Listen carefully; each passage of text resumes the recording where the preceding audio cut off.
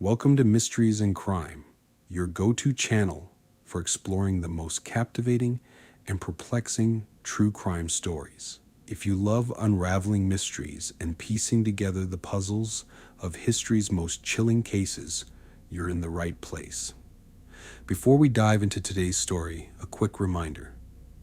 Hit that like button, subscribe to our channel, and don't forget to share your thoughts or case suggestions in the comments. We'd love to hear from you. Today we delve into a story that has haunted the imagination of true crime enthusiasts for decades.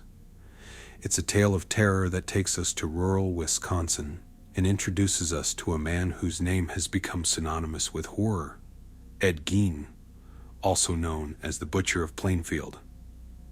Ed Gein's story begins in the small, seemingly idyllic town of Plainfield, Wisconsin. Born on August 27, 1906, Ed grew up in a strict and repressive household. His father, George, was an alcoholic who struggled to provide for the family, while his mother, Augusta, was a domineering and fanatically religious woman who instilled in Ed and his older brother, Henry, a fear of sin and the wickedness of women. She would read them passages from the Bible about divine punishment, reinforcing her puritanical beliefs. Augusta's control over her sons was absolute. She forbade them from socializing with others, especially women, whom she deemed corrupt and immoral. Ed, in particular, became deeply attached to his mother, viewing her as the epitome of purity and goodness. This toxic relationship would later shape his twisted psyche and fuel his horrific crimes. The family lived in isolation on a desolate farm, cut off from the rest of the community. Ed's childhood was marked by loneliness and abuse, and he struggled to make sense of the world beyond the confines of his mother's oppressive teachings. Despite his troubling upbringing, neighbors would later describe him as quiet and unassuming, a man who seemed incapable of violence. Little did they know what lurked beneath his calm exterior. The turning point in Ed's life came in 1944, when his brother, Henry, died under mysterious circumstances during a brush fire on their property. While the death was ruled accidental, some believe Ed may have played a role, especially since Henry had reportedly criticized Augusta, a potential motive for Ed to lash out.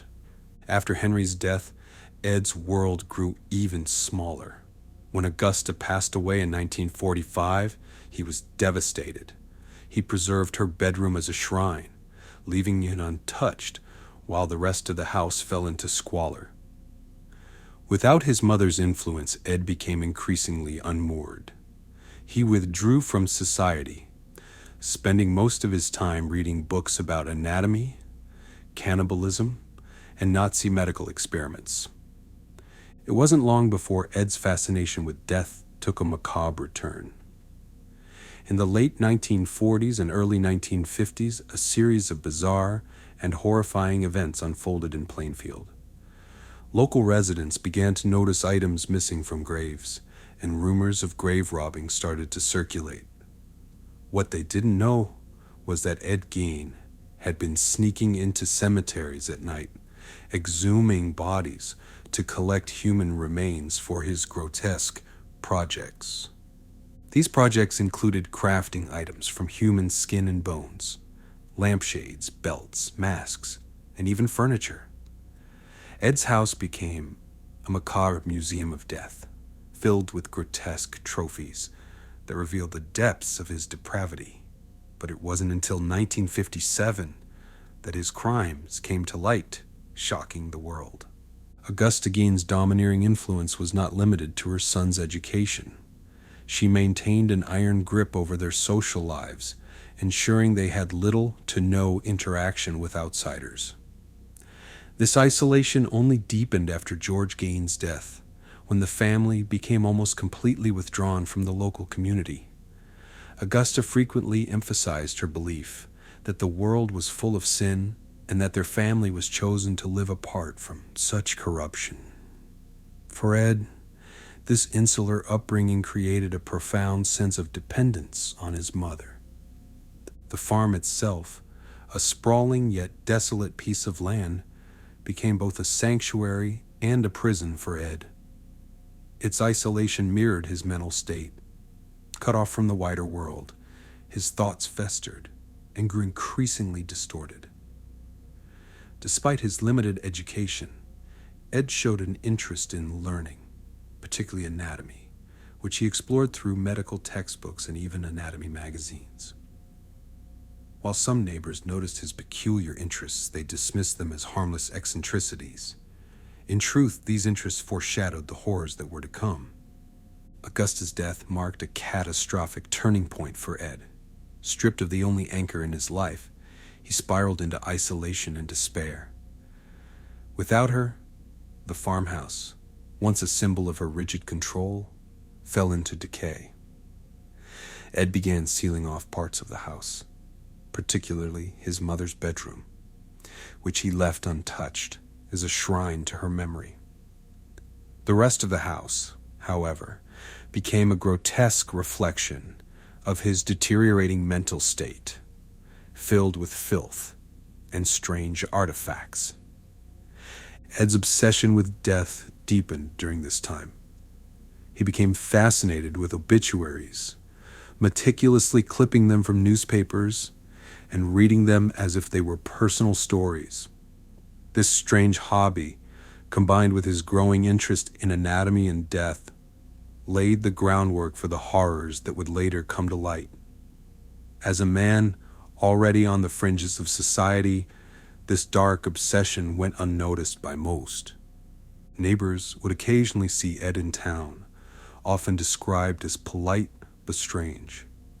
He performed small tasks for families, such as babysitting or helping with repairs, but no one suspected the darkness that consumed him.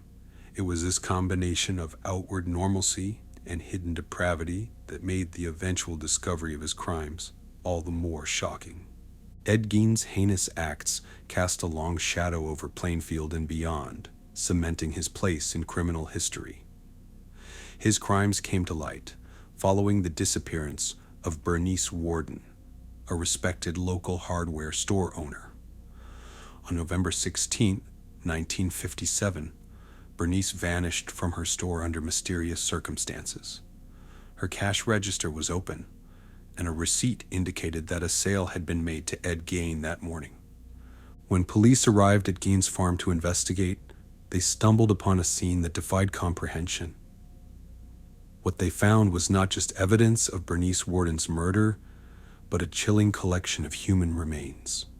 The farmhouse was filled with grotesque objects crafted from body parts, bowls made from skulls, a belt of human nipples, and a lampshade made of human skin.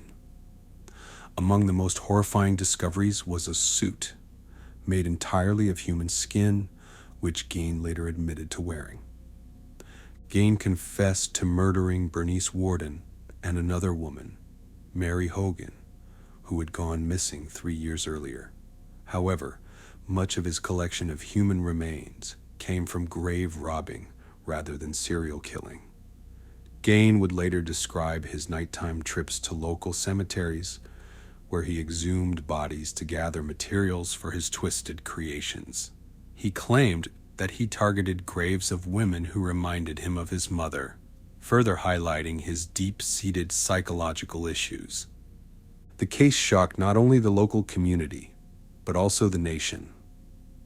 Reporters from across the country descended on Plainfield, turning it into an unwilling epicenter of media attention. People were horrified, yet morbidly fascinated by the details of Gein's crimes, and the term ghoul was often used to describe him. Plainfield, once a quiet and unassuming town, became synonymous with horror and depravity. Psychologists and criminologists took a keen interest in Gein's case, seeking to understand what drove him to commit such atrocities. Many pointed to his upbringing as a significant factor, particularly the influence of his overbearing and puritanical mother. Augusta's teachings had left Ed with a warped view of women and an inability to form normal relationships. Her death triggered a complete psychological breakdown, leaving him unable to cope with her absence. Gein's arrest and subsequent trial also raised questions about mental illness and criminal responsibility. During his trial, experts testified that Gein was legally insane, suffering from severe psychosis that rendered him unable to distinguish right from wrong.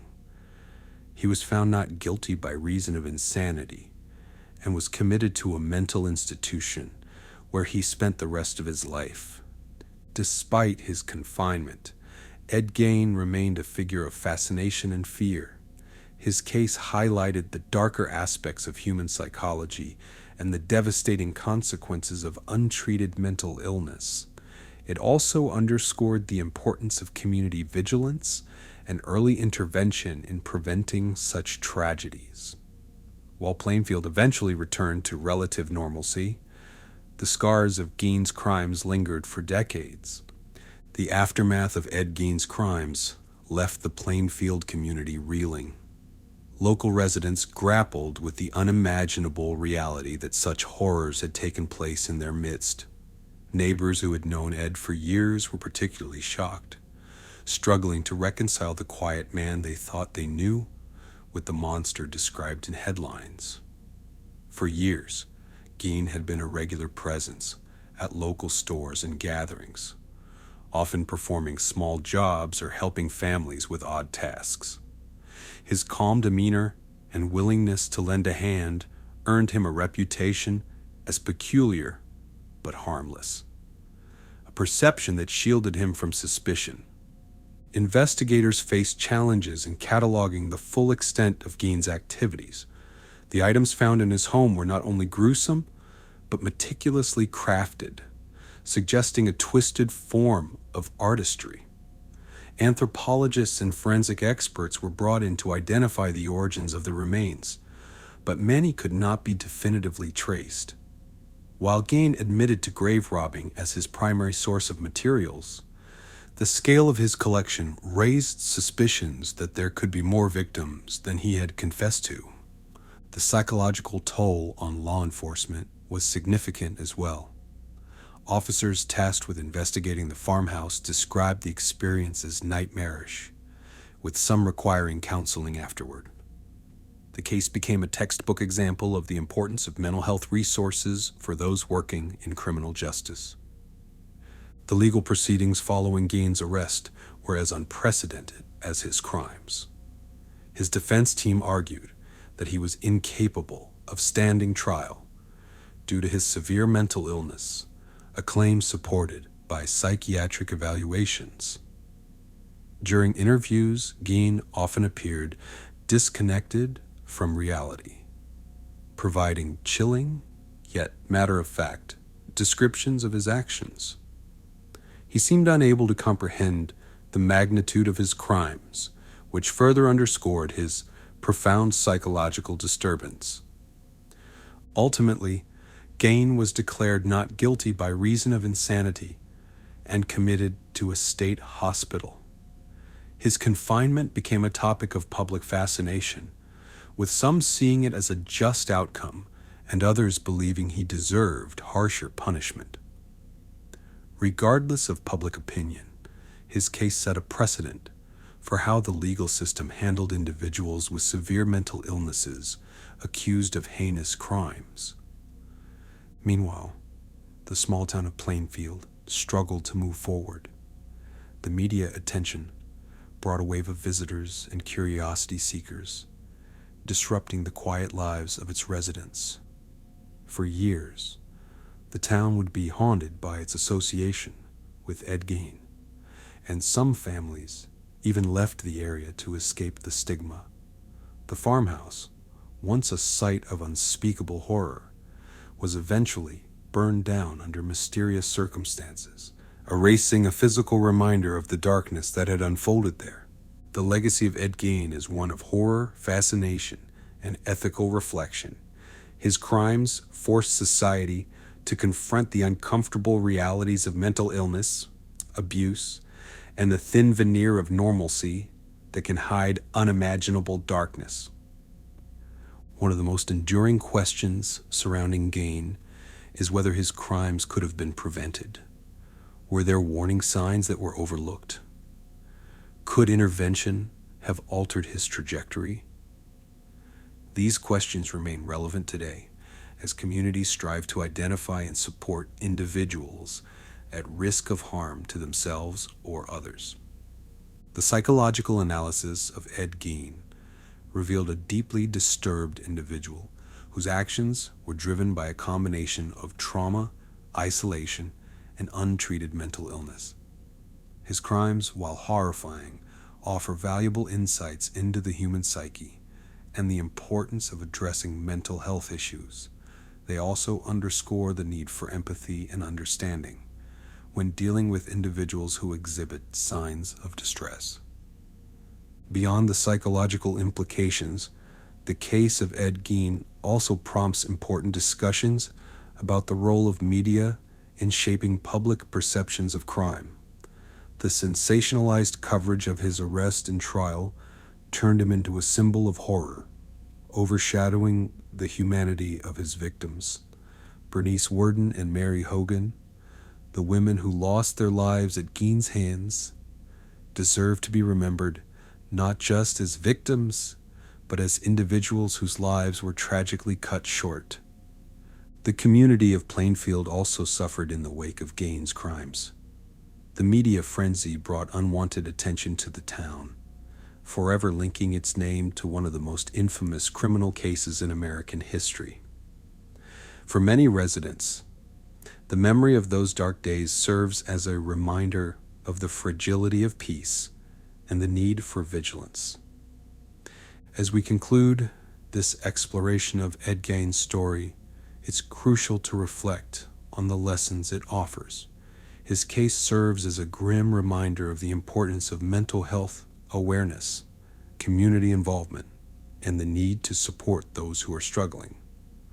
While the horror of his actions can never be erased, understanding the factors that led to them can help us prevent similar tragedies in the future. Thank you for joining us on this journey into the macabre world of Ed Gein. His story, while deeply unsettling, offers valuable lessons about the complexities of human behavior and the importance of compassion in the face of unimaginable horror. If you enjoyed this video, please like, subscribe, and share your thoughts in the comments. Until next time, stay curious, stay vigilant, and stay safe.